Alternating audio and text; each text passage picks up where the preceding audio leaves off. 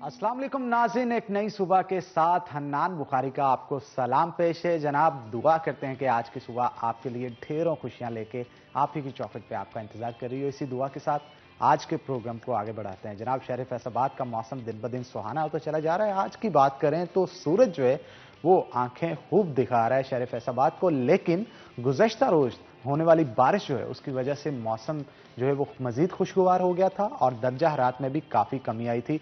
दर्जा हरारत कम होने की वजह से शहरी जो हैं वो घरों के अंदर खूब पकवान पका रहे थे। गर्मा गर्म चाय के साथ समोसे भी बनाए जा रहे थे, चिप्स भी बनाई जा रही थी और दीगर लवाजमात भी पूरे किए जा रहे थे। और बहुत सारे लोग बच्चों को लेके गुज़श्ता रोज़ जो है वो बाहर आउटिंग के लिए भी निकले। रात के औकात में दर्जा हरारत काफ़ी कम था, सर्द हवाएं चल रही थी। लेकिन अब आने वाले 24 घंटों में शहर फैसलाबाद का मौसम कैसा रहेगा, देखते हैं टुडेज वेदर में।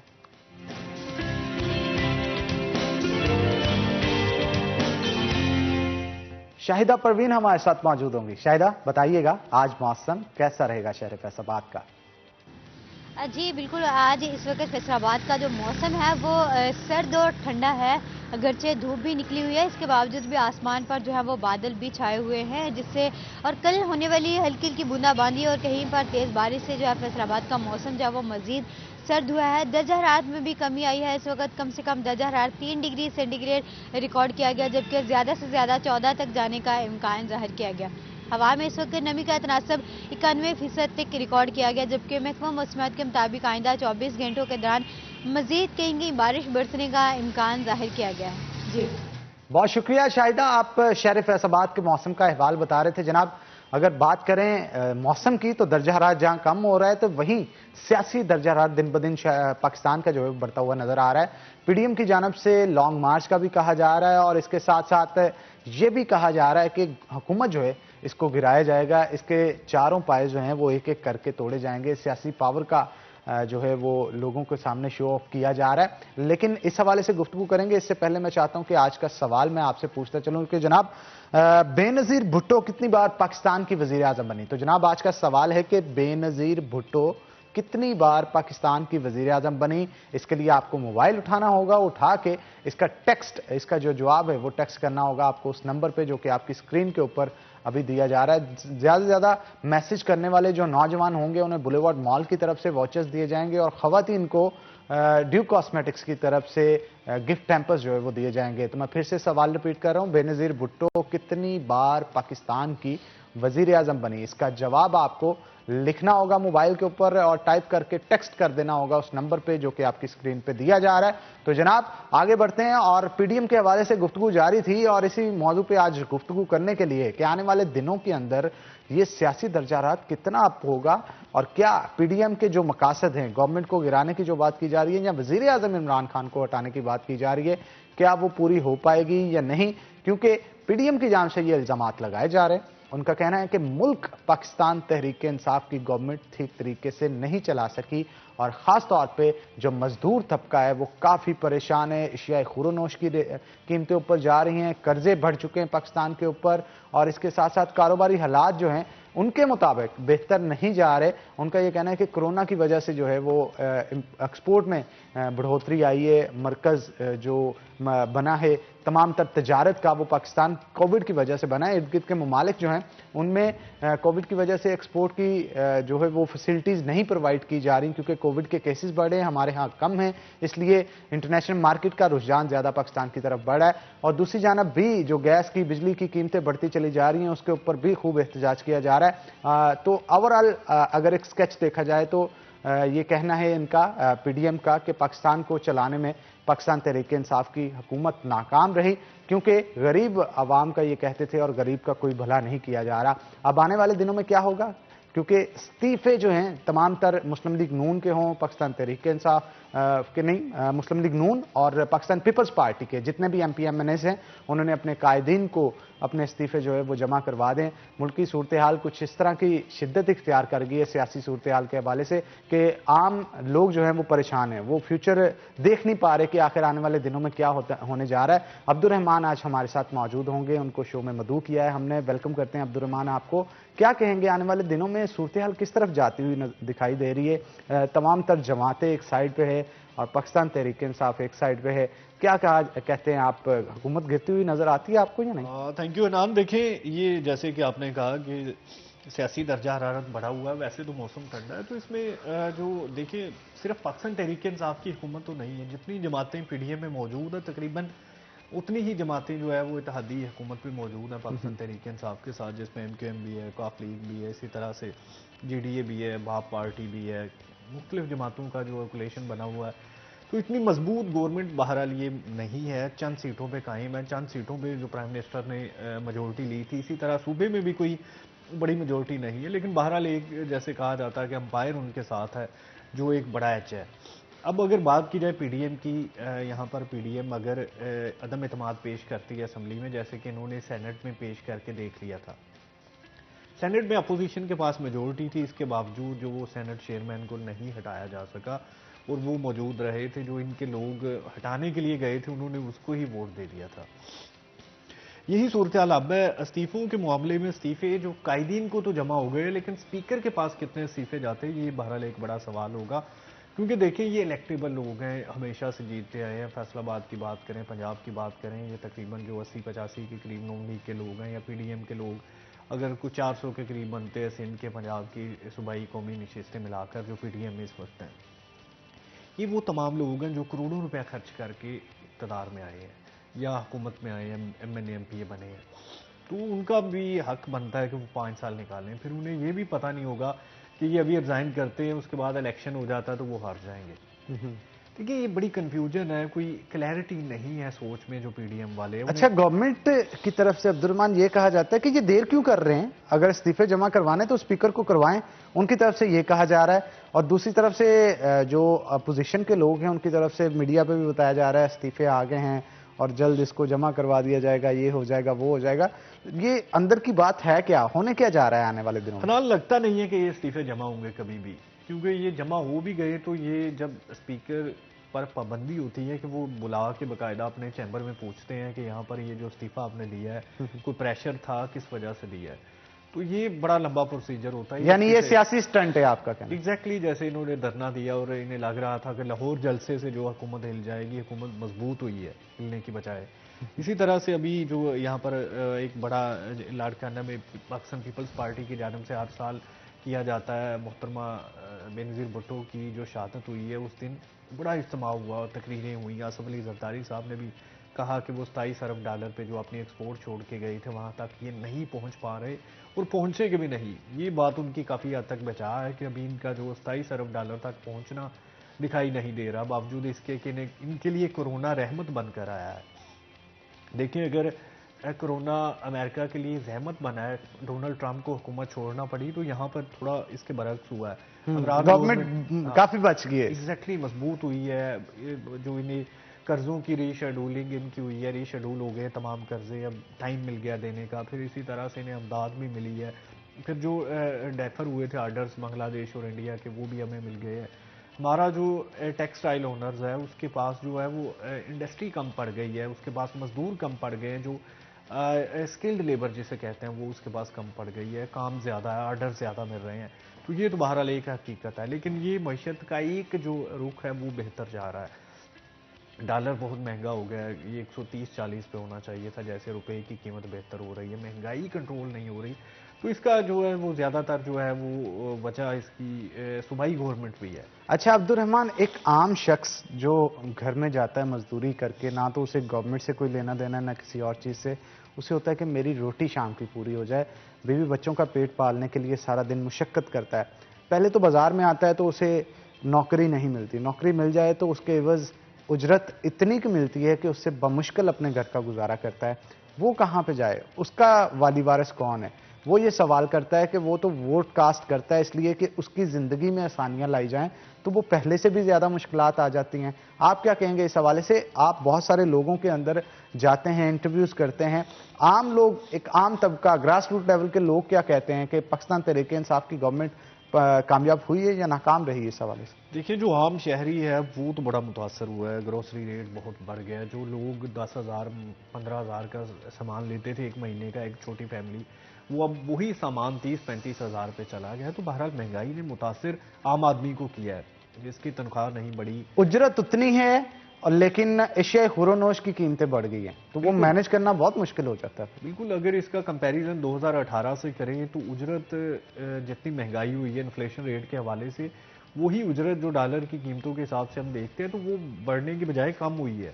यानी कि अगर किसी की 20,000 तनख्वाह थी 2018 में, तो अभी वो 20,000 की जो कीमत है रुपए की, वो तकरीबन 15,000 रुपए के करीब रह गई है, बढ़ने की बजाय। असूली तौर पे तो बढ़ा देते हैं, जब डॉलर की कीमतें इन्होंने बढ़ाई हैं तो ये तनख्वाह भी बढ़ानी चाहिए थी ताकि आम आदमी को रिलीफ मिलता। कम अज़ कम तनख्वाह जो इस वक्त है वो 30,000 के करीब होनी चाहिए थी। लेकिन इसमें जो खजाने वाले हैं उनका कहना होता है कि इससे जो है वो एक इन्फ्लेशन रेट भी बढ़ जाता है। जब लोगों को ज़्यादा पैसा फेंकेंगे तो उसके बाद जो है वो लोग उतनी ज़्यादा महंगाई होगी। लेकिन महंगाई फिर भी कंट्रोल नहीं हो रही, पहले से आउट ऑफ कंट्रोल है। तमाम शोबों में टेक्सटाइल चल रही है, कंस्ट्रक्शन चल रही है, जो इसके अलावा लेदर, 2-4 इंडस्ट्रीज है जो हमारी फ्लरिश कर रही हैं। बाकी तमाम इंडस्ट्रीज जो है वो डाउन जा रही हैं हमारी, उन पर कोई तवज्जो नहीं दी जा रही, ना ही उन्हें जो इसी तरह से जो डेफिसिट का मामला है वो खासा बेहतर हुआ है कि जो हमने इम्पोर्ट कम की है, एक्सपोर्ट ज़्यादा हुई है। तकरीबन 2-2.25 अरब डॉलर जो है वो माहाना एक्सपोर्ट जो होनी शुरू हो गई है। ये एक बहरहाल जो पॉजिटिव चीज़ हुई है। तो जो अगर इसके हम इम्पैक्ट देखें आम आदमी पर, तो देखिए अनान ये अगर जो एक्सपोर्ट है वो 30 अरब डॉलर पे भी चली जाए तो आम आदमी पे इतना इम्पैक्ट नहीं पड़ता। जो महंगाई का मामला है या जो शय खुर्दोनोश का मामला है, ये तलब पर होता है, रसद पर होता है, कितनी पीछे से आ रही है, कितनी आगे जा रही है, इस पे इनका कंट्रोल नहीं है। बदकिस्मती से ये शहबाज शरीफ से जब कंपेयर करते हैं तो उसका फ़र्क ही ये होता था कि जो उनकी एडमिनिस्ट्रेशन है वो बड़ी ज़बरदस्त होती थी। इनकी एडमिनिस्ट्रेशन बहुत माठी है। जो हमारे चीफ मिनिस्टर हैं उनसे कंट्रोल नहीं हो रहा चीज़ें। देखिए अभी जो मिनिस्ट्रीज दी जा रही है, फैसलाबाद में भी दी है, एक मिनिस्टर ऐसे आए हैं जैसे पंजाब फतह कर लिया है, तो इख्तियार नहीं है, पावर्स नहीं है, कोई भी जो इनके ज़िले इंतज़ामिया है उनको कई कामों में लगाया गया है, बजाय इसके कि वो जो प्राइस कंट्रोल मजिस्ट्रेट होता था, जुर्माने करता था, एक तरह से मतलब लोगों को कंट्रोल करना। देखिए बहरान आया, चीनी महंगी हुई, आटा महंगा हुआ, इसी तरह से जो दूसरी चीज़ें हैं, ये अभी जो खाने का तेल है, कुकिंग ऑयल, वो बहुत महंगा हो गया है, कीमतें बढ़ रही हैं, बिजली महंगी हो गई। इसके अलावा पेट्रोलियम मसनूआत पे जो अगर टैक्स देखा जाए तो वो डबल टैक्स लगाया हुआ, जितनी लीटर की कीमत बनती है उतना ही ज़्यादा उस पर लीवीज टैक्स, दूसरे टैक्स आयद किए गए हैं, जिसकी वजह से भी जो महंगाई है वो बढ़ती है। तो अभी ये तमाम चीज़ें हैं कि अब हुकूमत इससे नीचे नहीं आ सकती। अच्छा, इसके अलावा आप जो नून लीग का बयानिया है उससे मुत्तफिक हैं कि ये हुकूमत चलाने में नाकाम रहे हैं? हम नून लीग अगर आएगी या पीडीएम के कोई भी बंदा उनमें से अगर गवर्नमेंट में आता है, पीपल्स पार्टी आती है या मौलाना फजलुर रहमान आते हैं, तो वो क्या बेहतर अंदाज में चला पाएंगे इनसे? देखिए कंपेयर किया जाए गुज़श्ता गवर्नमेंट्स के साथ। देखिए ये 5 साल के लिए आए हैं, इन्हें 5 साल से पहले निकालना भी तो गैर कानूनी गैर आईनी है, इनके साथ ज्यादती है एक तरह से। जो इनको सियासी विक्टिमाइजेशन होगी ना, मतलब हुकूमत नहीं चला पा रहे या चला पा रहे हैं, वो 5 साल के लिए वोट लेकर आए हैं, तमाम सियासी पार्टियों ने तस्लीम किया नेशनल असम्बली में जाके। अगर इन्हें कोई इतराज़ था कि इनके साथ ज्यादती हुई है तो ये असम्बली का रुख ना करते, जैसे मौलाना फजलुर रहमान शुरू में कह रहे थे। लेकिन ये गए हैं, 2-2.5 साल बैठे हैं, तो अब 2-2.5 साल के बाद इन्हें अब जो है तहरीक चला रहे हैं, वोट को इज्जत दो। गवर्नमेंट कहती है कि एनआरओ का शो है। एग्जैक्टली ये आप किसी हद तक कह सकते हैं कि नून लीग को जिस तरह से साइड लाइन पे किया गया, जिस तरह से अपोजिशन शहबाज शरीफ की कोई बात नहीं सुनता था असम्बली में, जिस तरह से उन्हें जेलों में डाला गया, मियां नवाज शरीफ को बाहर जाना पड़ा, मरीम नवाज जेल में थी, शहबाज शरीफ, हमजा शहबाज जेल में थे, आसफ अली जरदारी को जेल में डाल दिया गया, इसी तरह से मौलाना को नैब के नोटिस आ रहे थे। तो ये बातें तो बड़ी हद तक ठीक हैं कि ये एनआरओ की भी बात है। अपोजिशन चाहती है कि 5 साल अगर ये पूरे करते हैं तो हमें ना छेड़े। और अब इमरान खान जो वोट लेके आया है वो इस चीज़ पे आया है कि वो एहतसाब करेगा। अब उसकी जो कोर कॉन्स्टिट्यूंसी है वो चाहती है कि ये तमाम लोग जेलों में जाए। अब उससे डिलीवर नहीं हो रहा, ये बात 100% आपकी दुरुस्त है, आवाम की भी दुरुस्त है, लेकिन डिलीवर नहीं हो रहा। और दूसरी जानब जो है वो अपोजिशन अगर असम्बली में आके, मीडिया पे आके इसी तरह से बोलती रहेगी तो ये डबल प्रेशर होगा। डबल प्रेशर है, बिल्कुल आप ठीक कह रहे हैं। इस प्रेशर के हवाले से मजीद गुफ्तगू भी करेंगे, लेकिन एक छोटी सी ब्रेक के बाद। तो नाज़रीन एक ब्रेक लेंगे, ब्रेक के बाद दोबारा हाजिर होते हैं, कहीं मत जाइएगा, हमारे साथ रहिएगा।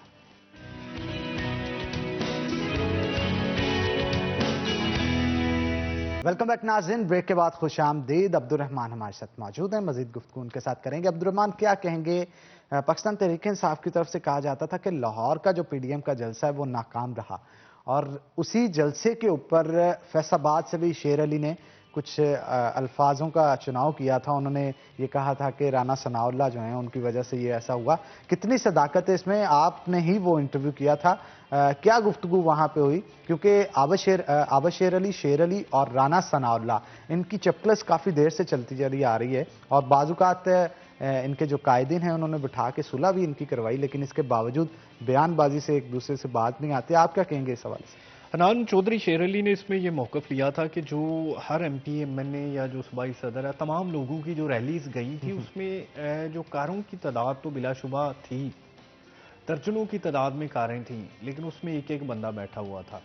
उनका ये मौकफ था कि कोई भी एमपी एमएनए किसी ने भी अपने साथ बस ले जाने की जहमत नहीं की, क्योंकि एक बस में देखें 60 के करीब लोग बैठ जाते हैं और एक कार में एक या दो बंदा बैठता है। तो इस तरह से हर एमपी के साथ अगर 100-200 कारें थी तो वो 100-200 बंदा था, जबकि अगर वो 10-15 बसें लेके जाते तो 1000-2000 बंदा एक एमपी के साथ होता। बिलाशुबा ये बड़ी जो है वो उनकी बात में बहरहाल वजन था, क्योंकि वहाँ पर वाक़यातनी जो कारों की तादाद है वो तो बहुत थी। और फिर दूसरा उनका ये कहना था कि ये तमाम लोग मोटरवे से एंटर हुए हैं और फिर वापस आ गए हैं। लेकिन कोई भी अपनी गाड़ी यानी ये जो एमपीएमएनए तो हाजिरी लगवाने पहुंच के वहां पे कारकुनान वापस आ गया, उनका ये कहना था। बिल्कुल। और उन्होंने मतलब ये भी था कि देखो कोई भी बंदा अपनी गाड़ी कहीं छोड़ के नहीं जा सकता ना, उसके लिए ड्राइवर चाहिए होता है। तो ये बड़ा मसला होता है कि वहाँ पर इतनी ज़्यादा गाड़ियाँ, फिर मोटरवे पे इतना ज़्यादा रश लग गया कि लोग मायूस होकर आ गए। वही अगर फैसलाबाद से सिर्फ 100-200 बसें होती, उसमें 6-7 हज़ार 10 हज़ार बंदा होता तो वो आसानी से पहुंच सकते थे। फिर ड्राइवर की जिम्मेदारी है वो बस कहाँ खड़ी करता है, 60 बंदे एंगेज होते, बाकी तमाम लोग जलसे में पहुंचते। तो उनका ये मौकफ था कि ये तमाम लोग वो हैं जो हाजिरी लगवाने गए, तस्वीरें बनाई हर एक ने अपनी रैली की, कुछ एमपीएमएनए के बारे में उन्होंने कहा भी कि पिंडाल में मौजूद थे और अपनी वीडियोस बना रहे थे, वो क्या बात थी? हाँ, उनका ये कहना था कि जो इनके प्रेसिडेंट बनाए गए हैं वो पंडाल में जो है वो सेल्फी ले रहे थे पीछे, कि ये सारी आवाम मेरे साथ ही आई है मतलब जितने लोग जलसे में मौजूद है ये मैं ही लेके आया हूँ। तो वो उनका ये कहना था कि गए अकेले ही थे यहाँ से, अपनी वही 2-4 गाड़ियों के साथ ही गए थे। तो ये हनान मैंने भी नोट किया था इससे पहले, जो ये लाहौर से या गुजरांवाला में या इवन यहाँ पे जब हमारे क्रिसेंट ग्राउंड में भी आए हैं, तो बसों की तादाद या वैगनों की तादाद बहरहाल कम होती है, गाड़ियाँ होती हैं। ये बेसिकली एमपीएमएनए क्या करते हैं, ज़्यादा चेयरमैनों को या जो इलाका मौज़ीन है जिनके साथ वो बंदे हो सकते हैं या जिनके पास अपनी कार है उनको इंगेज करते हैं। अब उसके साथ जो है वो अब एमपी आ रहा है आगे अपनी जीप में या कार में, क्रूजर में, तो उसके पीछे अगर 50-60-100 कारें हों तो बहरहाल ये मतलब बिल्कुल, और यूं लगता है जैसे एक जमे गफीर है अवाम का। एग्जैक्टली, ये मोबाइल पे अगर आप इसकी वीडियो बना रहे हैं तो वो 5 मिनट खत्म नहीं होती कारें अगर जा रही हैं, लेकिन बंदे कितने हैं, ये बहरहाल चौधरी शेर अली का सवाल बहुत वैलिड है। देखिए वो मेयर भी रहे हैं, एमएनए भी रहे हैं, बड़े पुराने, जो उन्हें बाबा बल्दियात भी कहा जाता है, बाबा सियासत भी है, बिलाशुबा हर तरह के इलेक्शन लड़ चुके हैं। उनके साहबजादे 3 दफ़ा जो एमएनए रह चुके हैं जिनकी वो कंपेन चलाते रहे हैं, एक बेटा मेयर भी रह चुका है। तो ये बहरहाल उनकी बात में जो वज़न तो है कि इस तरह करने से आप शो तो बना सकते हैं, मोबाइल पे वीडियो भी बन सकती है, लेकिन जो बंदे हैं वो उधर नहीं होंगे। और यही कुछ हुआ है कि हर बंदा 100-100 200-200 गाड़ियाँ लेके अपनी चला गया, जो चेयरमैनों की हैं या जो इलाका मौज़ीन की हैं तो वो वापस आ गए। दूसरा उनका ये भी कहना था कि वहाँ पर जो मरीम नवाज़ का जो लंच था वो बहुत तख़ीर से हुआ। देखिए वो लंच की बजाय वो ब्रेकफास्ट होना चाहिए था जो 10-11 बजे हो जाता और उसके बाद वो जलसा गाह में आ जाती। उस दिन देखिए हनान, जैसे गुज़श्ता रोज़ इतवार बहुत ठंड थी, वैसे ही वो 13 दिसंबर को भी बहुत ठंड थी। मैं अच्छा, एक और चीज़ भी थी अब्दुर्रहमान, वहाँ पे जब नवाज शरीफ ने गुफ्तगू शुरू की तो आधे से ज़्यादा पंडाल खाली हो चुका था, लोग वापस जाना शुरू हो गए थे। इसके पीछे क्या कहानी थी? देखिए लाहौर में लोगों को मरीम नवाज़ और मियां नवाज शरीफ की तकरीर से दिलचस्पी थी। हुआ यूँ कि जो इनका चेंज कर लिया इन्होंने, पहले जो यहाँ पर मरीम नवाज़ साहबा ने तकरीर की, उसके बाद बिलावल भुट्टो ने की। ये दोनों तकरीरें तो आवाम ने सुनी, जज्बाती तकरीरें थी जैसे लोग जलसे में सुनना चाहते हैं। अब मौलाना फजलुर रहमान की तकरीर आ गई, जो बड़ी मुदल्लल तकरीर होती है, 30-35 मिनट की, बहुत मेच्योर तकरीर करते हैं वो, पूरा जो है वो बताते हैं अपना सारा मूवमेंट का। अब लाहौर वालों को उससे क्या दिलचस्पी हो सकती है मुझे बताएं? नून लीग या पीपल्स पार्टी के कारकुनान वो उनके अपने कायदीन को देखने आए थे और देख के वो उन्होंने चलते तकरीरें की और वो निकल गए। अब वो आधा घंटा जो मौलाना फजलुर रहमान का था, उसके बाद जो मियां नवाज शरीफ की तकरीर थी, अब जो लाहौरिये थे उन्हें अंदाज़ा था कि कोई मीडिया शायद ये वो हम घर जाके देख लेंगे, क्योंकि वो इधर तो है नहीं, वीडियो लिंक ही है ना, तो वो। अच्छा, यहाँ पे भी सूरत हाल 4 दिसंबर को कुछ ऐसी हुई थी कि जब शाहिद खाकान अब्बासी ने बोलना शुरू किया तो पिंडाल काफी हद तक खाली होना शुरू हो गया था। ये क्या चक्कर था? मतलब राना सनाउल्लाह के टाइम आवाम थी, काफी थी, लेकिन जैसे ही शाहिद खाकान अब्बासी आए माइक के ऊपर, डाइस के ऊपर, तो यहाँ पे आवाम उतनी नहीं थी जितनी होनी चाहिए थी। हनान, ये वही बात है ना कि मतलब आप देखिए जो लोग यहाँ पे आए थे वो तमाम के तमाम राना सनाउल्लाह खान के लिए आए थे। जो MPMNs लेके आए हैं लोगों को, लोग भी सुनने आए हैं। राना सनाउल्लाह खान फैसलाबाद के लीडर हैं बिलाशुबा, यहाँ पर उनका बड़ा नाम है, सूबाई सदर भी हैं। अब एहसन इकबाल या शाहिद खाकान अब्बासी, उनको फैसलाबाद में कौन सुनेगा? अब देखिए, अगर मरियम नवाज की यहाँ पर तकरीर होती तो लोग आखिर तक स्टे करते। राना सनाउल्लाह खान की तकरीर में जो जोश था, लोगों ने जिस तरह से उन्हें रिस्पांस किया, उसके बाद जो ही वो उनकी तकरीर ख़त्म हुई है तो उसके बाद लोग जो उनके फॉलोअर थे वो खिसकना शुरू हो गए। तो ये हमेशा ही होता है। आखिरी तकरीर हमने गुजरांवाला में भी देखी थी कि जब मौलाना फजल रहमान की आखिरी तकरीर थी, बहुत लेट, तकरीबन 1:30-2 बजे का टाइम था, तो वो तकरीबन खाली कुर्सियाँ थी उधर, कोई भी बंदा नहीं था, इसीलिए इन्होंने टाइम चेंज किया। ये एक बड़ा मसला है कि अब पंजाब में मौलाना फजल रहमान की बिलाशुबा फॉलोइंग होगी, लेकिन इतनी ज़्यादा नहीं है जितनी नून लीग की है या पाकिस्तान पीपल्स पार्टी की है या पाकिस्तान तहरीक इंसाफ की है। अब उन लोगों के जलसे तो लोग बैठ के सुन लेंगे आखिर तक, इमरान खान की तकरीर आखिर में होती है, लोग सुन लेंगे। पीपल्स पार्टी के लोग बिलावल की तकरीर आखिर पे सुन लेंगे, नून लीग के लोग मरियम नवाज की, नवाज शरीफ की तकरीर सुन लेंगे। अब मौलाना साहब की तकरीर आखिर तक सुनना, ये PDM की क़यादत का एक बड़ा इम्तिहान रहा है हमेशा ही। लेकिन शेख रशीद का ये कहना था कि मौलाना फजलुर रहमान के जो मदरसे के लोग हैं वो ना आते तो पिंडाल खाली होता। इसमें सदाकत है? हाँ, जो आखिरी उनकी तकरीर है वो उनके मदरसे के लोग ही सुनते हैं ना। जो 6-7 हज़ार 10 हज़ार कहीं भी चला जाता है, जो पंजाब पूरे से 10 हज़ार के करीब देखें, ये बड़ी तादाद, 10 हज़ार बड़ी तादाद है, तो वो ही सुनते हैं जो उनके लोग अपने होते हैं। बाकी जो नून लीग की है, देखिए नून लीग पे बात करने के लिए आपको देखना चाहिए कि इन्होंने कभी भी जो एजिटेशन की पॉलिटिक्स है वो नहीं की, कभी भी जलसों की सियासत नहीं की। इमरान खान ने जब 2011 में जलसा करके भरा था मीनार पाकिस्तान, उसके बाद शहबाज शरीफ ने भी उधर जलसा किया, लेकिन उन्हें अंदाज़ा हो गया कि वो भरना मुमकिन नहीं है, उन्होंने मोची बाग में कर लिया। तो ये एक बड़ा मसला है कि नून लीग कभी भी माजी में भी इन्होंने जलसे बड़े नहीं किए। जब मुशर्रफ के खिलाफ मूवमेंट चलाई, वो वकला तहरीक थी, जो ये क्रेडिट लेते हैं वो वकला तहरीक थी।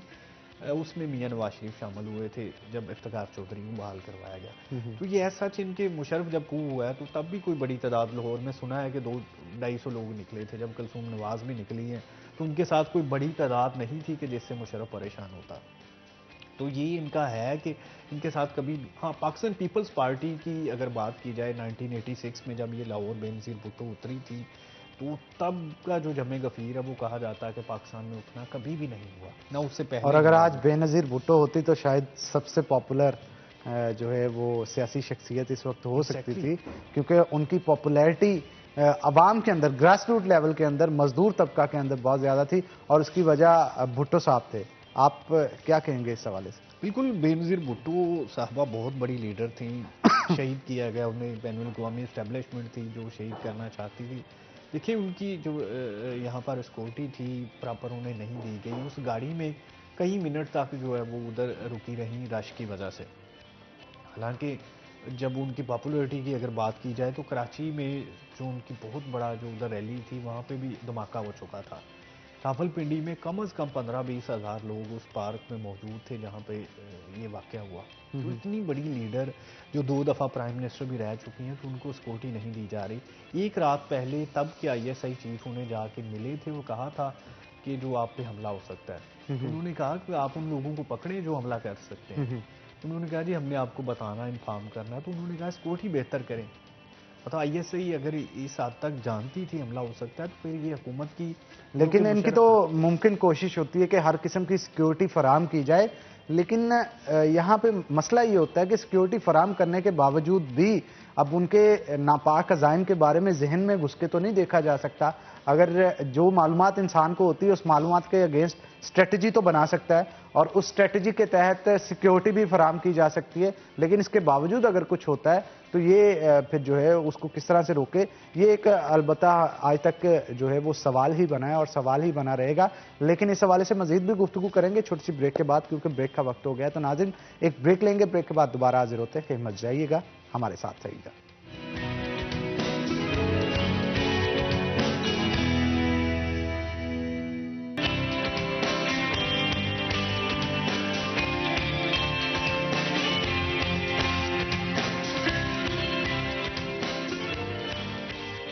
वेलकम बैक नाज़रीन, जैसा कि आप देख रहे हैं मैं किचन में इस वक्त मौजूद हूं और सुबह की सुहानी जो हवा है और बढ़ती हुई सर्दी जो है उसने ये डिमांड की कि चाय जो है वो पी ली जाए। तो नेस्ले एवरीडे की तरफ से मैं आज चाय बनाने जा रहा हूं, क्योंकि नेस्ले एवरीडे जो है वो बेहतरीन इसका जो सूखा दूध है उससे इस्तेमाल करके हम चाय को बना सकते हैं। पानी को पैन के अंदर डाल के मैंने गर्म होने के लिए रखा है और अब बॉयल हो रहा है। अब हम करेंगे क्या कि इसमें कुछ पत्ती ऐड करेंगे और जैसे ही काला पानी बन जाएगा, इसका कहवा बन जाएगा, उसके अंदर हम नेस्ले एवरीडे का दूध जो है वो इस्तेमाल करेंगे, जिससे चाय जो है वो बेहतरीन बन जाएगी। क्योंकि चाय बहुत सारे लोगों की कमजोरी होती है और ये कहा जाता है कि चाहे अर्ली मॉर्निंग आप चाय पिएंगे तो उससे आपकी दिन भर थकान नहीं होगी, पुरजोश रहेंगे आप और तरोताज़ा रहेंगे। और अगर आप शाम के औकात में या दोपहर के औकात में काफ़ी थकें, तब भी अगर आप चाय का एक कप ले लें तो उससे बहुत सारे मामला बेहतर हो जाते हैं, थकान दूर हो जाती है,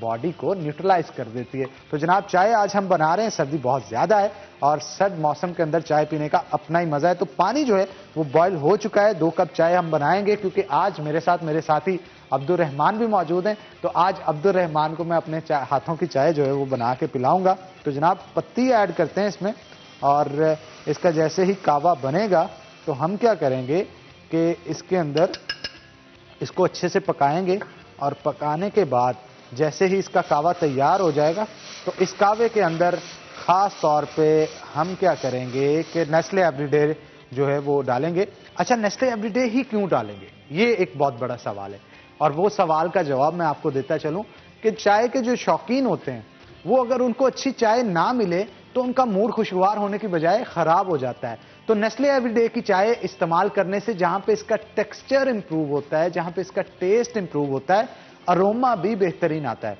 जैसे अभी मैंने इसका जो सूखा दूध है इस प्याली के अंदर निकाला है, तो इससे जो हल्का हल्का अरोमा, भीनी भीनी खुशबू जो आ रही है वो यूं महसूस हो रहा है कि जब हम इसे चाय के अंदर ऐड करेंगे तो उससे एक बेहतरीन चाय बनेगी और खुश जायका चाय जो है वो आपके टेस्ट बर्ड्स जो हैं उनको डेवलप करती है। और टेस्ट बर्ड्स अगर अच्छे हैं, वैसी चाय भी मिल जाए तो उससे आपका मूड जो है वो मज़ीद खुशगवार हो जाता है। और चाय का टेक्सचर इंप्रूव करने के लिए भी आपको इसमें ऐड करना होगा, क्योंकि आमतौर पे मोस्टली जो दूध या बाज़ार से आम सूखा दूध मिलता है उससे टेक्सचर उस तरह का नहीं आता चाय का जैसे होना चाहिए। तो सर्द शाम हो या सुहानी सुबह हो, उसके लिए आपको चाय बनाने के लिए नेस्ले एवरीडे का इंतखाब ही करना चाहिए, क्योंकि जैसे ही कावा तैयार होगा उसमें आप इसका सूखा दूध ऐड करेंगे तो इसका टेस्ट जो है वो काफ़ी इंप्रूव हो जाएगा। तो इस वक्त हमारा कावा जो है वो काफ़ी हद तक रेडी हो चुका है, बॉयल हो रहा है और इसमें अब हम नेस्ले एवरीडे ऐड करेंगे। नेस्ले एवरीडे एवरीडे होना चाहिए, क्योंकि हर दिन होगा ये तो हर रोज़ आपका मूड खुशगवार होगा। तो जनाब इसमें अब हम ऐड करेंगे ये सूखा दूध, जिससे इसका टेक्सचर इंप्रूव होगा, इसका टेस्ट इंप्रूव होगा और आपको एक ज़बरदस्त चाय पीने के लिए मिलेगी। और अब्दुल रहमान को मैं देख रहा हूँ कि नेस्ले एवरीडे की चाय जब मैं बना रहा हूँ तो इनके मुंह में भी काफ़ी पानी आ रहा है, क्योंकि इसके बाद मॉर्निंग शो के बाद अब्दुल रहमान की भी और हमारी सबकी एक हेक्टिक रूटीन है जो कि शुरू हो जाती है। तो अब्दुल रहमान, आपकी थकान को दूर करने के लिए और आज ज़बरदस्त सी दिन की शुरुआत करने के लिए नेस्ले एवरीडे जो मैं बना रहा हूं। अच्छा, एक और चीज़ यहाँ पे मैं ऐड करना ज़रूर चाहूँगा कि जब मैंने दूध को ऐड किया तो ये फ़ौरन से हल हो गया पानी के अंदर और एक ज़बरदस्त चाय बना दी। आमतौर पे जो दूध इस्तेमाल किए जाते हैं, बाज़ारों से ला के जो इस्तेमाल किए जाते हैं, उसमें जब चाय के अंदर डालें तो फुटियाँ बन जाती हैं और एक अजीब सा मुंह के अंदर टेस्ट आना शुरू हो जाता है। तो इसकी ख़ास बात यह कि ये फौरी तौर पर हल हो जाती है चाय के अंदर और टेस्ट को इम्प्रूव करती है, अरोमा को इम्प्रूव करती है, किसी किस्म की फुटियाँ जो है वो नहीं बनती। जैसा कि आप देख भी सकते हैं, ज़बरदस्त चाय जो है वो बना रहा हूँ मैं। जैसा कि आप इसको देख सकते हैं कि इससे उठने वाला अरोमा जो है वो बड़ा ज़बरदस्त है और ये महक जो है ये मेरा दिल ललचा रही है और ये मेरा ही नहीं बल्कि मेरे कैमरामैन्स और अब्दुल रहमान का भी ललचा रही है। तो जनाब हमारी आज की चाय तकरीबन तैयार हो चुकी है, तो इसे अब हम पोर करेंगे कप्स के अंदर और कप्स के अंदर पोर करने के बाद इसे मैं सर्व करूंगा अब्दुल रहमान को भी और मैं खुद भी पीऊंगा। जैसा कि आप देख रहे हैं कि ये जनाब आज की चाय हमारी रेडी है और इसकी महक जो है वो मेरा दिल ललचा रही है। मैं खुद भी पीऊंगा और घर बैठे अगर ऑडियंस इससे लुत्फानंदोज होना चाहते हैं तो जनाब बिना किसी देर के आप बाजार में जाएं और नेस्ले एवरीडे को खरीद के लाएं, घर में चाय बनाएं, खुद भी पिएं और अपने घर वालों को भी बुलाएं और अपना भी मूड खुशगवार करें और अपने घर वालों का भी मूड खुशगवार करें। और ख़ास तौर पे मर्द हजरात जो कि अपनी बीवियों का मूड अच्छा करना चाहते हैं, घरों के अंदर लड़ाइयाँ हो जाती हैं, तो मूड को अच्छा करने के लिए नेस्ले एवरीडे की चाय बना के कभी जनाब उनको पिलाएं ताकि उनका मूड जो है वो खुशगवार हो। तो जनाब चाय रेडी हो चुकी है और अब मैं चाय लेके अब्दुल रहमान की तरफ बढ़ूंगा और सियासी गपशप उनके साथ होगी। आज चाय भी सर्व करूंगा और सियासी गपशप भी होगी अब्दुल रहमान के साथ। जनाब ये रही आपकी नेस्ले एवरीडे की टी, तो बंडल ऑफ थैंक्स। और आज ये चाय पिए और सियासी दर्जा हरारत बढ़ा है, इस सियासी दर्जा हरारत के हवाले से गुफ्तगू करेंगे चाय पीते पीते। क्या कहेंगे अब्दुल रहमान, आने वाले दिनों में ये मुल्क किस तरफ जाता हुआ आपको नजर आ रहा है? ये भी कहा जाता है कि पाकिस्तान तहरीक इंसाफ की गवर्नमेंट कहीं नहीं जाएगी, इमरान खान काफ़ी डिटरमिन्ड है और ये एक पॉजिटिव चीज़ है इमरान खान में, ये तो मानना पड़ेगा। जिस बात पे डट जाएं, जिस बात का कह दें उसे पूरा करते हैं। आप क्या कहेंगे? नान, पहले मैं ये कहना चाहूंगा कि जिस तरह से टेस्ट है आपके हाथ में, हमें चाय का खोखा बनाना चाहिए। यानी आप कहते हैं कि हनान चाय वाला बन जाऊं मैं। वैसे हमारे यहाँ एक चाय वाला था, वो बड़ा पॉपुलर हुआ था, वो जिसकी फोटोज गालबन वायरल हुई थी सोशल मीडिया पे और उसके बाद उसको शूट्स मिले, उसको गानों के अंदर जो है वो मूवीज परफॉर्म करने के लिए मिली, ड्रामों के अंदर काम मिला, वो बड़ा पॉपुलर हुआ उन दिनों के अंदर। तो मैं भी फिर चाय वाला ही बन जाऊं, इसका मतलब है ना, हनान चाय वाला। बड़ा जायका और फिर ये वैसे भी जो मतलब एवरीडे हम भी इस्तेमाल करते हैं, इससे मतलब बड़ा ज़बरदस्त जो है वो सुबह सुबह चाय बन सकती है।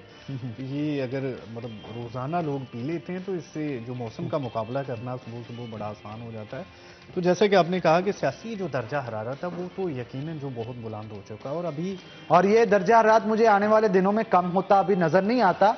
ये कोई ना कोई मामलात हल होंगे तो ही दर्जा हरारत जो है वो कम होता नजर आएगा। लेकिन बहुत शुक्रिया अब्दुल रहमान आज के शो में आने के लिए। मैं चाहता हूं भरपूर तरीके से आप चाय पिए। तो इसी के साथ नाज़रीन एक ब्रेक लेंगे, ब्रेक के बाद दोबारा हाजिर होते हैं। कहीं मत जाइएगा, हमारे साथ रहिएगा।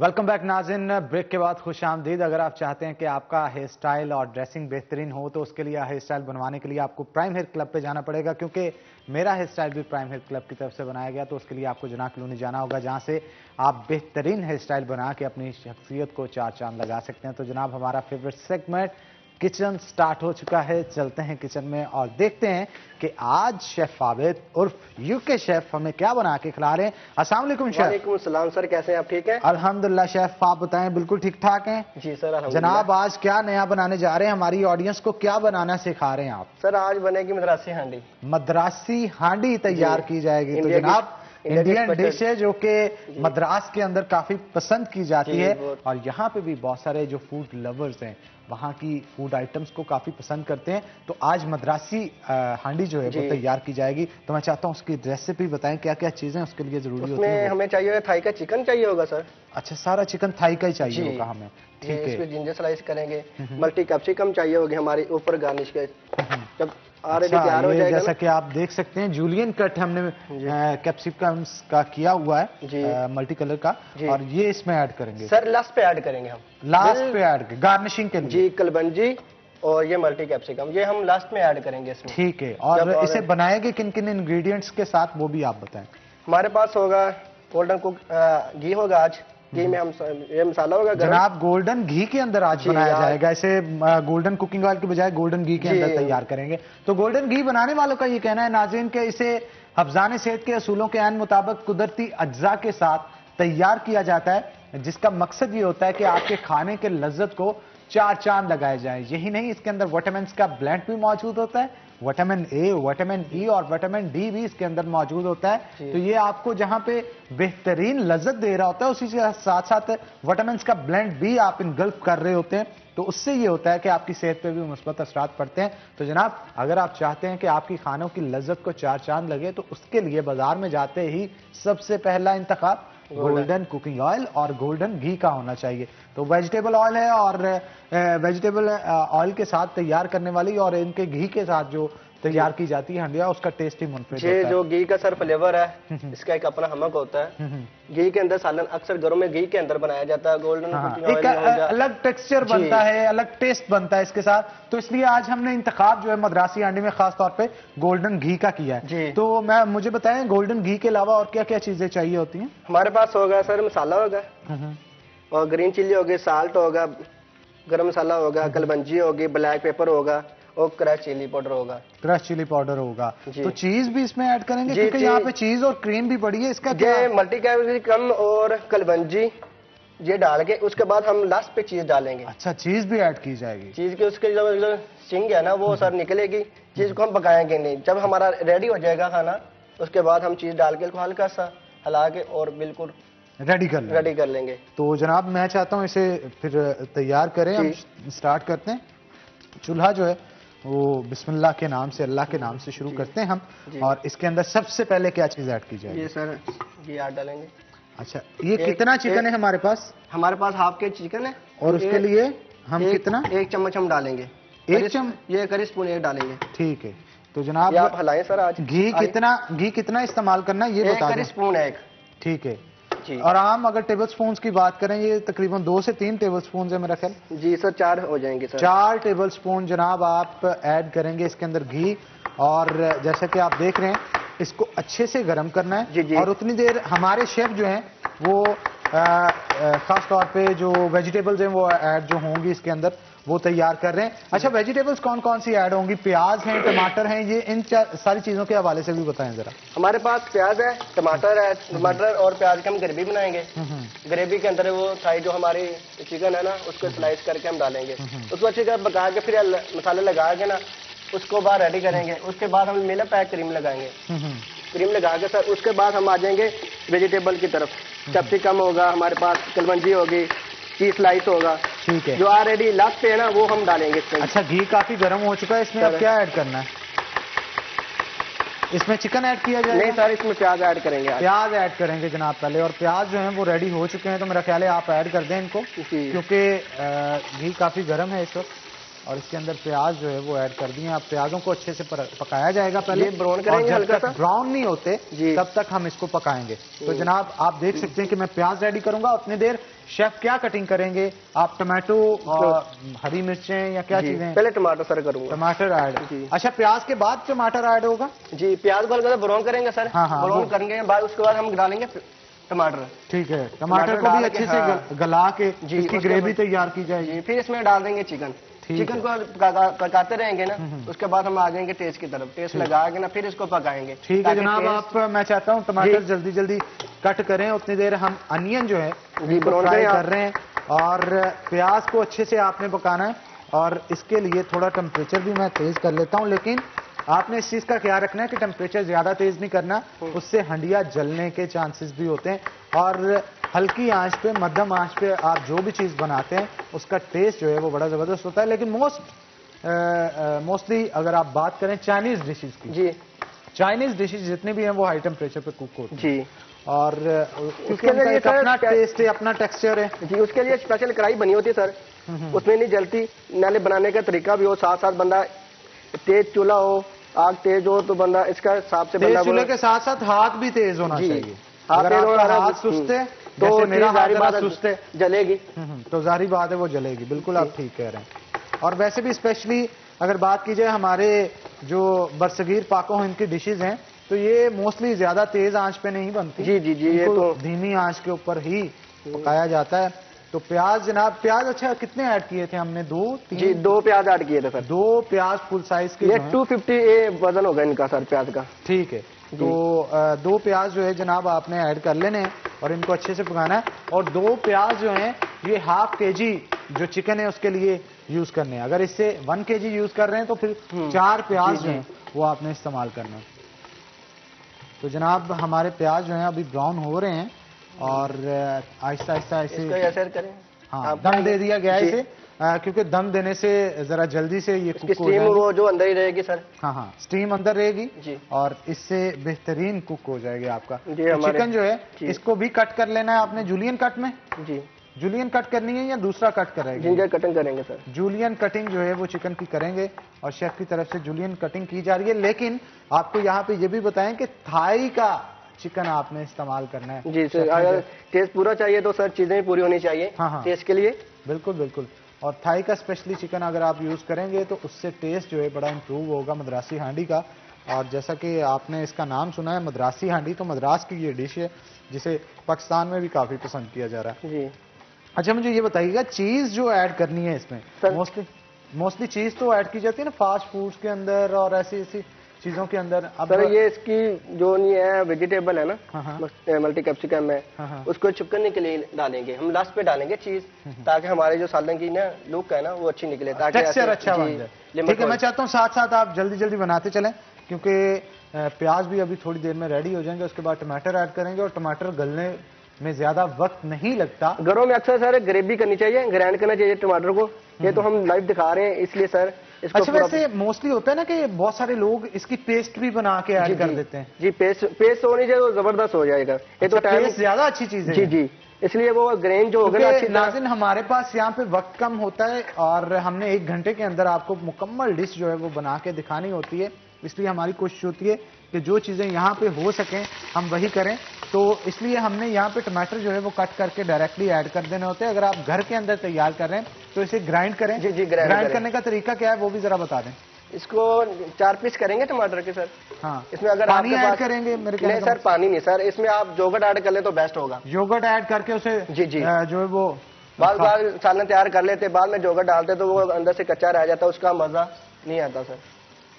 ठीक है जनाब, तो आज का सवाल फिर से दोहराते चलें, क्योंकि बहुत सारी खवातीन ड्यू कॉस्मेटिक्स का जो गिफ्ट हैम्पर है वो जीतने के लिए बेताब होंगी और बहुत सारे बॉयज जो कि बुलेवार्ड मॉल की तरफ से वॉचेस जीतना चाहते हैं। उनको मैं बता दूं कि आज का सवाल है कि बेनजीर पाकिस्तान की कितनी बार वजीर आजम बनी। बेनजीर भुट्टो पाकिस्तान की कितनी बार वजीर आजम बनी, ये आज का सवाल है। तो जनाब आज के सवाल का जवाब आप जल्दी से दें, मोबाइल निकालें और टेक्स्ट लिखें, राइट करके ज्यादा से ज्यादा मैसेज भेजने वाले उस नंबर पे जो कि आपकी स्क्रीन के ऊपर दिया जा रहा है। हम उन खुशनसीबों को बुलेवार्ड मॉल की तरफ से वॉचेस भी देंगे, ड्यू कॉस्मेटिक्स की तरफ से खवातीन को गिफ्ट हैम्पर भी दिया जाएगा।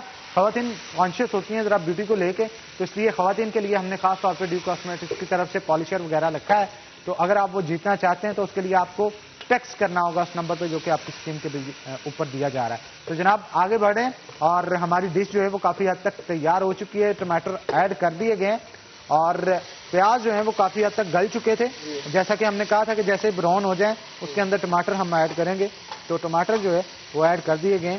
तो मेरा ख्याल है इसको ढांप दिया जाए फिर से या अभी पकाया जाए? इसे पकाना है जनाब, क्योंकि इससे उठने वाले जो छींटे हैं ना वो मुझे काफी डराते हैं। तो आपके हाथ तो काफी पक्के हो चुके हैं, लेकिन मुझे अभी भी थोड़ा सा ना होता है कि कोई छींटा उठ के आता है। सर आपको ट्रेन कर देंगे इधर ही हम। हाँ, ट्रेन तो मैं हो रहा हूँ, साथ साथ काफी हद तक हो भी गया हूँ और छुट्टी वाले दिन घर पे कुछ ना कुछ बनाने की मैं कोशिश भी करता हूँ आपको। जी बिल्कुल सर, करनी चाहिए। अच्छा, इसे कितनी देर पकाया जाएगा? सर ब्राउन हो जाएगा, इसका लिक्विड बन जाएगा ना ग्रेवी टाइप। हाँ, फिर हम इसके बाद चिकन डाल देंगे। चिकन को अच्छी तरह से पका के फिर इसका टेस्ट डालेंगे। ठीक हो गया, यानी इसका लिक्विड अभी हमने तैयार करना है, जब तक अच्छे से गल नहीं जाता हम इसे पकाते रहेंगे। जी ठीक है जनाब। तो जैसा कि आप देख रहे हैं आहिस्ता आहिस्ता गल भी रहा है, टमाटर तो काफी हद तक गल गए। अक्सर अगर घरों में ये करते हैं, चिकन डाल दिया, सब कुछ डाल दिया और सही पानी लगा के रख दिया, उसका फ्लेवर नहीं आता। हर चीज को पकाया जाए ना, उसका अपना एक टेस्ट निकलेगा। बिल्कुल सही बात। जो भी चीज है ना वो अपना एक मजा देगी, वो अपना एक फ्लेवर निकालेगी। जी अच्छा, वैसे मुझे ना अभी ये मैं देख रहा हूँ कि बड़े डिफरेंट अंदाज में आज जो मोस्टली जो घरों के अंदर हंडिया तैयार की जाती है ना, उससे थोड़ा डिफरेंट तरीके से हम इसे तैयार कर रहे हैं। और मद्रासी हांडी है, मद्रास की डिश है, तो आज मद्रासी लोगों की तरह ही हम हांडिया को जो है वो पका रहे हैं, बना रहे हैं। पूरे स्टूडियो के अंदर आप देख भी सकते हैं और हम इसे फील कर सकते हैं। खास तौर पे ये जो डिश बनाई जा रही है इसका अब काफी हद तक पेस्ट जो है वो तैयार हो चुका है और इस पेस्ट के अंदर अब हम क्या करेंगे कि पानी डालेंगे सर। चिकन को ऐड करने से पहले पानी डालेंगे, और पानी ये आप ही डालेंगे क्योंकि ये मेरा ख्याल था कि इससे काफी छींटे उड़ेंगे। अच्छा, पानी कितना ऐड किया ये भी बता दें ताकि 1 चम्मच है पानी का। 1 चम्मच जी, हल्का सा पानी डाला ताकि हमारा जो लिक्विड है नीचे लगे ना, मिक्स हो जाए इसी तरह। हाँ, मिक्सचर जो है वो नीचे ना लगे। तो इसमें अब जो है वो चिकन ऐड किया जाएगा थोड़ी देर बाद, वो भी आपको हम दिखाएंगे, लेकिन ब्रेक से वापस आ गए तो मैं चाहता हूं शेफ ब्रेक ले लें, उतनी देर चिकन जो है वो कट हो जाए, उसको फिर ऐड किया जाएगा। तो नाज़रीन एक छोटी सी ब्रेक लेंगे, ब्रेक के बाद दोबारा हाजिर होते हैं, कहीं मत जाइएगा, हमारे साथ रहिएगा।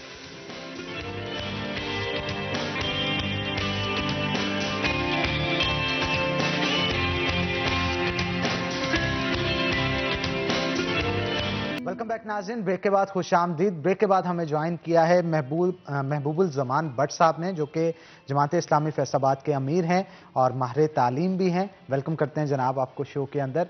सर क्या कहेंगे, अगर ख़ास तौर पे पीडीएम की बात की जाए, जमात इस्लामी इनका हिस्सा नहीं बनी लेकिन गवर्नमेंट से भी खुश नज़र नहीं आती, क्या कहेंगे, इसके पीछे वजह क्या है? देखिए जी, जमात इस्लामी एक असूली जमात है और हम समझते हैं कि जमात इस्लामी की पूरी तारीख जो सियासी है उसमें हमारे वज़ीर भी रहे हैं, मुख्तलिफ़ हुकूमतों में भी हम जुज़वी तौर पर शामिल रहे हैं, लेकिन हमारे किसी एक फ़र्द पर भी कोई करप्शन का दाग साबित क्या होना है किसी ने लगाया भी नहीं है। तो पूरी दुनिया ये तस्लीम करती है कि जमात इस्लामी एक साफ़ सुथरी और मुहिब वतन और इस्लाम को नाफज करने का मकसद लेकर ये जमात जो है वो काम कर रही है। अब ज़ाहिर है कि पीडीएम के मकासद हम समझते हैं कि क्या है, सारी दुनिया को मालूम है कि वो कुछ सौदेबाजी भी करना चाहते हैं और वो कुछ हुकूमत के हवाले से भी जो है वो असूल की बात करते हैं। तो हम समझते हैं कि मौजूदा हुकूमत को अपने 5 साल पूरे करने चाहिए, लेकिन हमने पैरेलल एक तहरीक जो है वो साथ शुरू की है कि लोगों की जो मुसीबत है, महंगाई है, बेरोज़गारी है, जो वादे हैं हुकूमत ने किए उन पर हुकूमत कारबंद रहे, उनको पूरा करे, मुईशत का वादा किया था उसको बेहतर बनाए। इसके साथ साथ जो है वो तालीम के हवाले से बेशुमार मनसूबे उन्होंने पहले उनका ऐलान किया था। सोशल रिफॉर्म के हवाले से पुलिस पहले से भी बदतर है, रिश्वत पहले से भी ज़्यादा हो गई है, करप्शन पहले से भी ज़्यादा हो गई है। तो कम अज़ कम एक ऐसी पार्टी के जो हुकूमत के जो करप्शन के खिलाफ नारा लगा कर उठी थी, अब देखें तो इर्द गिर्द सारे के सारे करप्ट लोग हैं, वही वज़रा हैं और करप्शन का रेट भी बढ़ गया है। तो इस चीज़ से तंग आकर हमने अवाम की नुमाइंदगी करने के लिए, कि पीडीएम हम नहीं समझते कि अवाम की नुमाइंदगी कर रहा है, बल्कि हम समझते हैं कि हम अवाम की नुमाइंदगी कर रहे हैं, उनके मसाइल को उजागर कर रहे हैं। तो इसलिए हमने ये एक कैंपेन लॉन्च की है और उस सिलसिले में जो है वो सुबह खैबर में मुख्तलिफ जलसे हुए हैं। अभी जो है वो 25 तारीख को गुजरांवाला में यानी स्टेडियम में ही हमने जलसा किया था और पीडीएम के जलसे से बड़ा जलसा था। वो 11 पार्टियां थीं और अकेले जमात इस्लामी ने अभी 25 को और भी सरगोदा को इस हफ्ते कर रही है। तो मैं समझता हूं कि हम आवाम की आवाज़ को लोगों तक पहुंचा भी रहे हैं, हुकूमत तक भी पहुंचा रहे हैं, मीडिया तक भी पहुंचा रहे हैं, कि ताकि हुकूमत को होश के नाखुन रहे और कुछ आवाम को भी रिलीफ दे जो बेचारे मुसीबत में फंसे। अच्छा भट्ट साहब, जैसे कि आपने अभी कहा कि एक वक्त था कि जमात इस्लामी के बहुत सारे वुज़रा भी थे और तमाम सूबों के अंदर बहुत फाल थी, मानते हैं आपकी बात, बिल्कुल आप ठीक कह रहे हैं। स्ट्रीट पावर इनकी बहुत ज़्यादा थी और ख़ास तौर पे यूनिवर्सिटी के स्टूडेंट्स बहुत ज़्यादा इनके साथ थे, यूथ की पावर इनके पास थी, गली गली में इनके जो मेंबरान थे, कारकुनान थे, वो पाए जाते थे। लेकिन आज ये स्ट्रीट पावर बहुत कम हो गई है, इसकी क्या वजह है? और नेशनल असम्बली में भी वो नुमाइंदगी नज़र नहीं आती जैसे गुज़श्ता सालों में हुआ करती थी, क्या वजूहत हैं? मेरा ख्याल है जी कि इस वक्त तो जो असम्बली में हमारी नुमाइंदगी नहीं है उसकी वजूहात हैं। हमारे बेशुमार लोगों का रास्ता रोका गया। इलेक्शन के अंदर हमने इस बात पर ऐलान भी किया था, हमें मैसेज भेजे गए, हमारा रास्ता रोका गया और हम समझते हैं कि इंतखाबात में धांधली के नतीजे में हम बहुत कामयाबी का दावा तो नहीं करते, लेकिन हमारी माकूल सीटें आने की उम्मीद थी, लेकिन उनको जो है वो रोका गया। तो इस वजह से फौरी तौर पर तो आजकल आपको जो है वो उस तरह से हमारी नुमाइंदगी नज़र नहीं आ रही। बाकी जो आपका दूसरा सवाल है कि स्ट्रीट पावर के हवाले से, मैं ये बात आपकी तस्लीम करता हूं कि वो किसी दौर में जो जमात इस्लामी के पास स्ट्रीट पावर होती थी उसमें कमी आई है, ख़त्म तो नहीं हो गई, कमी आई है। उसकी कई वजूहात हैं। एक वजह ये भी है कि एक दौर में एक नज़रियाती जंग होती थी, कम्युनिज़म था और उसके मुकाबले पर जमात एक इस्लामिज़म को लेकर आगे बढ़ रही थी। लेकिन जब से ये कल्चर में बहुत तब्दीली आई है और फिर तालीमी इदारे जो हैं वो बेशुमार प्राइवेट तालीमी इदारों का सिलसिला शुरू हुआ है, तो गवर्नमेंट के तालीमी इदारों में हमारे पास एक स्ट्रेंथ होती थी, उसमें आम लोग जाते थे। अब ज़ाहिर है कि वो उस लिए फिर एक बड़ी वजह इलेक्शन का ना होना है, स्टूडेंट यूनियन के इलेक्शन का ना होना, जिसमें हमें भी और बाकी पार्टियों को भी एक पढ़ी लिखी की आदत मिलती थी। लेकिन उसकी वजह से भी एक इसमें कमी आई है कि लोगों में वो शऊर, पॉलिटिकल शऊर में इंप्रूवमेंट जहां एक तरफ हुई है, वहां पर दूसरी तरफ लीडरशिप और नीचे तक कमी भी आई है। तो इसलिए मैं समझता हूं कि हमने यूथ को तो बहुत, इस वक्त हमारा टारगेट यूथ है और यूथ ने बहरहाल हमें बड़ी कामयाबी मिल रही है, नीचे हमारे यूनिट्स बन रहे हैं और स्टूडेंट्स में चले उस तरह से ना सही, लेकिन यूथ में अल्हम्दुलिल्लाह एक बड़ी तेज़ रफ्तारी से जमात जो है वो आगे बढ़ रही है। और हमारे ये अभी जल से बता रहे हैं कि हमने वो उस जो स्टेट पावर को हमने थोड़ा सा लूज किया था, अब दोबारा हम उसको गेन हमने किया है और इंशाल्लाह इससे आगे बढ़ेंगे। अच्छा, गुज़श्ता सालों की बात करें तब भी आप अहम ओहदों पे फाइज थे, अब अमीर बने हैं आप जमात इस्लामी के फैसलाबाद के। आने वाले दिनों के लिए क्या स्ट्रेटजी बना रहे हैं, अपनी जमात को इस शहर के अंदर फाल कैसे करेंगे? देखिए जी, एक तो हमने ये सोचा है कि जमात का एक जो उसके बारे में लोग सोचते हैं कि ये एक दावती जमात है, दीन की दावत को आम करने की बात करती है और दीन को पूरे कुल की हैसियत से, यानी दीन एक पूरा निज़ाम हयात है, बेशक इसको लेकर पेश करती है। तो उस हवाले से हमने नई प्लानिंग की है कि हम हर यूनियन काउंसिल तक, हर महल्ले तक एक तो अपनी दावत को लेकर जाएंगे, बड़े बड़े गैदरिंग और इज्तिमात इंशाअल्लाह ताला हमारे जो है वो अगले माह से शुरू हो जाएंगे। तो उससे एक लोगों तक हमारी दावत भी पहुंचेगी, लोगों तक जमात की पूरे फ़लसफ़ा और उसका नुक्ता नज़र भी पहुंचेगा और ये अवामियत भी उसमें आएगी। और दूसरा, हम महल्ले की बुनियाद पर यूनिट्स बनाने का जो है वो एक हमने उसको शुरू किया है कि एक तो जमात का अपना स्ट्रक्चर है कि जमात के रुकन होते हैं, जमात का अमीर होता है, वो ज़ाहिर महदूद होते हैं, लेकिन जनरल पब्लिक को हम उसको अब यूनिट्स बना रहे हैं कि जिसमें जो है वो 5 से 10 अफराद पर मुश्तमिल एक लोगों को साथ लेकर वो हर महल्ले की बुनियाद पर उसका यूनिट होगा, वो जमात का यूनिट कहलाएगा, वो एक सियासी चेहरा होगा जमात का। इसमें यूथ के यूनिट हमने जो है वो इस वक्त 100 से ज़्यादा यूथ के यूनिट हमारे शहर में जो है वो बन चुके हैं। तो जमात यानी जमात के अलग से और जमात इस्लामी यूथ के अलग से।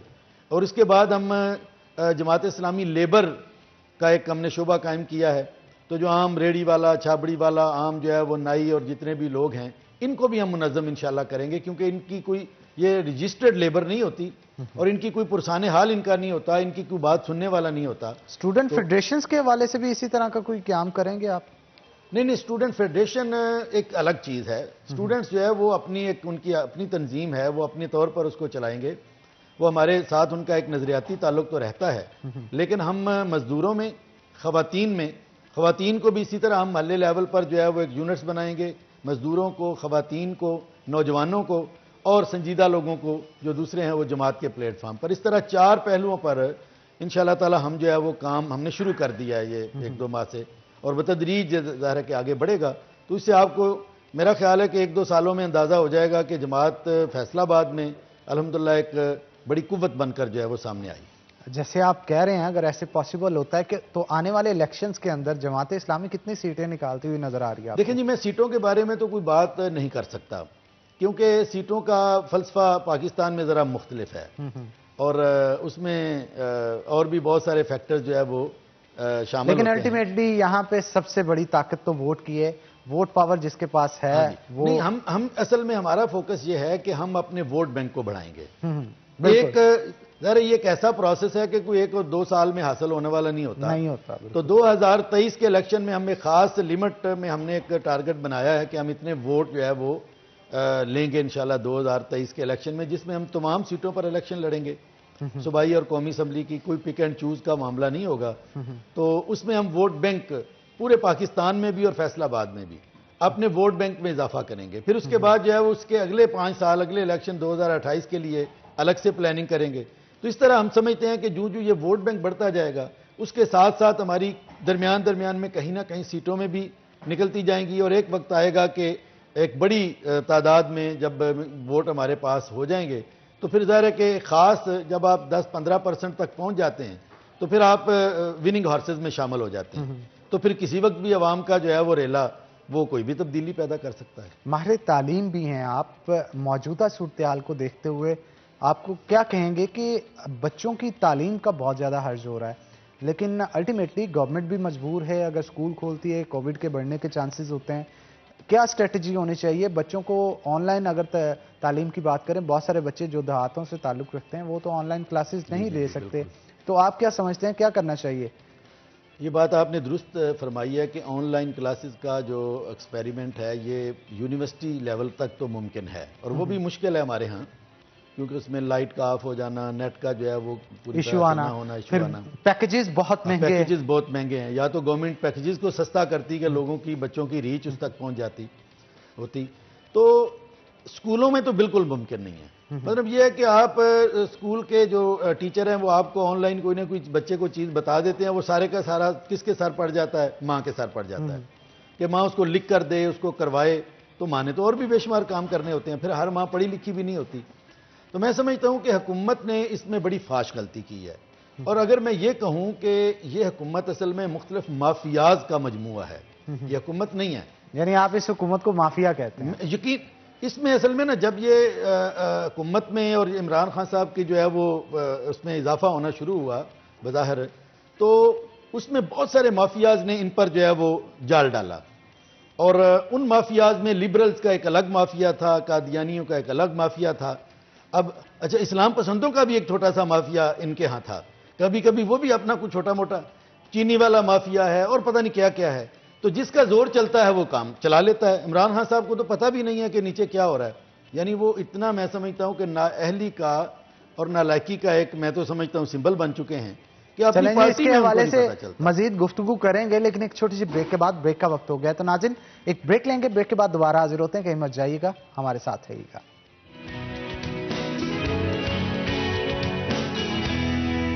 वेलकम बैक नाज़रीन, ब्रेक के बाद खुशामदीद। तो जनाब, जिन लोगों ने आज के सवाल का ठीक जवाब दिया है, यानी मैंने जो सवाल पूछा था वो ये था कि बेनज़ीर भुट्टो पाकिस्तान की कितनी दफ़ा वज़ीर आज़म बनी है, तो जनाब 2 दफ़ा वज़ीर आज़म बनी है बेनज़ीर भुट्टो, और ठीक जवाब देने वाली और ड्यूक कॉस्मेटिक्स के इनामात और गिफ्ट हैम्पर जो है वो जीतने वाली, जो उनके नाम मैं आपको बताता चलूँ, अज़का अंबर, रिफ़त रफ़ीक और आयशा बख्श, कोमल और जवेरिया, ये वो 5 खुश नसीब हैं जिन्होंने ड्यूक कॉस्मेटिक्स की तरफ से इनाम जीते हैं। मैं फिर से नाम रिपीट कर रहा हूँ, अज़का अंबर, रिफ़त रफ़ीक, आयशा बख्श, कोमल और जवेरिया, और जिन्होंने वाउचर जीते हैं बुलेवार्ड मॉल की तरफ से, उनके नाम भी आपको बताता चलूँ, बाज़ल फारूक, काशिफ मलिक, मोहम्मद अली रज़ा, अब्दुल माजिद तल्लत। फिर से नाम रिपीट कर रहा हूँ, बाज़ल फारूक, काशिफ मलिक, मोहम्मद अली रज़ा, अब्दुल माजिद और तल्लत, ये वो 5 खुश नसीब हैं जिन्होंने बुलेवार्ड मॉल की तरफ से आज के वाउचर जो हैं वो विन किए हैं। तो जनाब चलते हैं महबूबुल ज़मान भट्ट साहब की तरफ और मजीद गुफ्तगू उनके साथ करते हैं। क्या कहेंगे आप? कुछ चीज़ें ऐसी हैं जो कि हमारे शहर के लोगों को बड़ी डिस्टर्ब कर रही हैं, और उनमें से एक मोटरवे पर बना टूल प्लाजा भी है। आप क्या कहेंगे? लंबी लाइनें, कई किलोमीटर लंबी लाइनें जो है वहाँ पर लग जाती हैं और घंटों शहरी वहाँ पे फंसे रहते हैं। आप नहीं समझते कि इसे बंद करना चाहिए, और जो चार्ज वहाँ पे किया जाता है, जहाँ से लास्ट टूल प्लाजा से कोई शहरी अगर उतर रहा है तो वो फीस वहीं पे चार्ज कर ली जाए, उससे बहुत सारा वक्त भी बचेगा, ट्रैफिक भी ब्लॉक नहीं होगी, और ख़ास तौर पे एक नॉइज़ पोल्यूशन और इरिटेशन का फैक्टर जो इसमें इन्वॉल्व हो जाता है वो ख़त्म हो जाएगा। जी बिल्कुल, ये बात आपकी दुरुस्त है जी। हमने जब ये इसी गवर्नमेंट ने इसको टोल प्लाजा जो पहले स्टार्ट हुआ था पिछली गवर्नमेंट से, इन्होंने ख़त्म किया था अवाम की डिमांड पर, तो मेरा ख्याल है कि वाहिद इनका कोई अच्छा काम मेरी नज़र में है कि जो इन्होंने किया था, तो हमने इसको अप्रिशिएट किया था। लेकिन शायद कोई अच्छा काम इनसे अल्लाह ताला सरजद होने ही नहीं दे रहा कि अभी 1.5 साल भी नहीं गुजरा तो इन्होंने जो है वो दोबारा वहाँ पर लाइनें लगवा दी हैं। और मैं समझता हूँ कि ये जुल्म है, ज्यादती है कि लोग अपना टाइम बचाने के लिए उधर से गुजरते हैं और वहाँ पर टाइम ज़्यादा लगता है, इरिटेशन अलग होती है, बच्चे होते हैं छोटे छोटे और भी आधा पौना घंटा। इसलिए हमने इसके खिलाफ एक कैंपेन लॉन्च किया हमारी जमात इस्लामी यूथ के तहत। इसके लिए हमने जो है वो आवाम की अवेयरनेस के लिए बैनर्स भी लगवाए थे, बयानात भी हमारे चल रहे हैं, सोशल मीडिया पर भी पूरी कैंपेन चल रही है। फिर हमने इसके लिए जो है वो मुजाहरे भी किए हैं, और अभी हमारी मुख्तलिफ चैम्बर ऑफ कॉमर्स और ताजरों से और मुख्तलिफ इनसे मुलाकातें जारी हैं। तो इसके बाद हम दोबारा जो है वो आवाम को साथ लेकर इसके खिलाफ एजिटेशन करेंगे। तो ये हम इसको चलाते रहेंगे जब तक कि ये जो है वो इसको बंद नहीं किया जाता। क्योंकि ये असल में एक अजाब ही है फैसलाबाद के शहरियों के लिए भी और जिन्होंने आगे जाना है। खासतौर पर लाहौर से फैसलाबाद में 1.5 घंटे का सफर है, उसमें पौना घंटा जो है वो अगर इस तरह का एक्स्ट्रा लग जाए तो लोग उधर से क्यों जाएंगे, लोग जीटी रोड की अच्छा, बहुत सारे लोग ऐसे भी होते हैं ना जो फैसलाबाद और इसके गिरदोनवा के इलाका से जॉब की मुलाजमत के लिए लाहौर की तरफ रुख करते हैं, और अगर सपोज उन्होंने मंडे मॉर्निंग वहां पे 9 बजे पहुंचना है, वो अपने हिसाब से यहाँ से 7 बजे निकलते हैं या 6:30 बजे निकलते हैं कि एग्जैक्ट टाइमिंग पे हम वहां पे पहुंच जाएंगे, और रास्ते में जब ट्रैफिक ब्लॉक दिखता है तो 11-12 बजे। इसमें एक बड़ा फैक्टर है, हाईकोर्ट में लोग जाते हैं, डेट्स होती हैं, इसी तरह जॉब्स के लिए लोगों ने जाना होता है, बाकी अपॉइंटमेंट्स होती हैं, समटाइम सीरियस केसेस जाते हैं कुछ। तो इसमें जी मैं थोड़ा सा पहले सवाल का वो रह गया था, मैं इसके साथ वो भी बात करना चाहता हूं कि स्कूल्स के हवाले से मैंने कहा था कि ये भी एक माफिया है इस गवर्नमेंट में, कि जो 2018 को देख लें उसमें भी इतनी ज्यादा छुट्टियां की गई हैं स्कूलों में, जरा हवा चली तो छुट्टियां 10, अगर कोई धुंध हुई तो 10 छुट्टियां। तो मैं समझता हूं कि ये एक ऐसा माफिया है कि जो तालीम को बाकायदा उसका बेड़ा गर्क करने का मंसूबा बनाकर बैठा हुआ है, और अभी भी तमाम हर चीज खुली हुई है, मॉल्स खुले हुए हैं, जलसे हो रहे हैं, खुद हुकूमत सारा कुछ कर रही है, अगर बंद है तो एसओपीज पर अमल करने वाले स्कूल जो है वो बंद है, तालीमी इदारे बंद है। तो मैं समझता हूं कि ये 1 साल पूरा बच्चों का जाया कर दिया गया है, और ये इसकी जो है वो जितना भी ये नुकसान ये मुल्क व कौम का हुआ है, इसकी ये जिम्मेदार हुकूमत है।